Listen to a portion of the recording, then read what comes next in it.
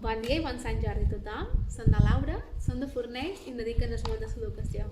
Som mestra d'infantil i de primària i per això és un regal poder estar cada dia a l'escola compartint moments i aprenentatges amb els fills, coses que aquests dies trobo molt a faltar. Durant el confinament hem sentit a parlar molt de les heroïnes i dels herois i sense cap mena de dubtes penso que els fills ho són.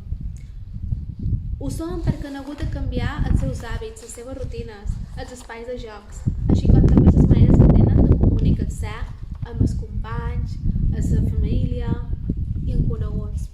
Però tot això ho fan sempre amb un somriure a la cara i d'aquesta manera afronten els canvis del nostre entorn.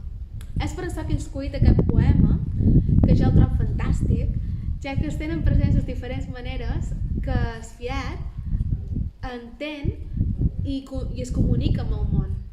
És de Loris Malaguzzi, és un mestre i pedagog italià que va dedicar la seva vida a una experiència de qualitat educativa. Va crear el conegut moviment de Reggio Emilia, on l'infant actiu és protagonista acompanyat de l'adult. Un dels seus fets més rellevants va ser els 100 llenguatges, el nom d'aquest poema, en què aquest Malaguzzi reconeix les formes que les fiates i els fiats interpreten el món i representen les seves idees. L'autor demana als adults que reconeguin i valorin les formes d'expressió i comunicació que tenen els infants. Diu així: l'infant és fet de 100. L'infant té 100 llenguatges, 100 mans, 100 pensaments, 100 maneres de pensar, de jugar i de parlar.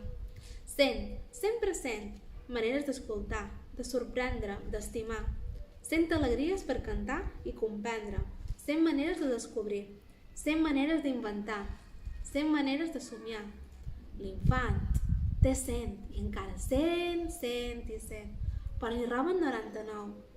L'escola i la cultura li separen el cap del cos. Li diuen de pensar sense mans, de fer sense cap, d'escoltar i de no parlar. De comprendre sense joia, d'estimar i sorprendre's només per Pasqua i per Nadal. Li diuen de descobrir el món que ja existeix i de 100 n'hi roben 99. Li diuen que el joc i la feina, la realitat i la fantasia, la ciència i la imaginació, el cel i la terra, la raó i els somnis són coses que no van plegades. Li diuen en definitiva que el 100 no existeix. L'infant diu, però el 100 existeix.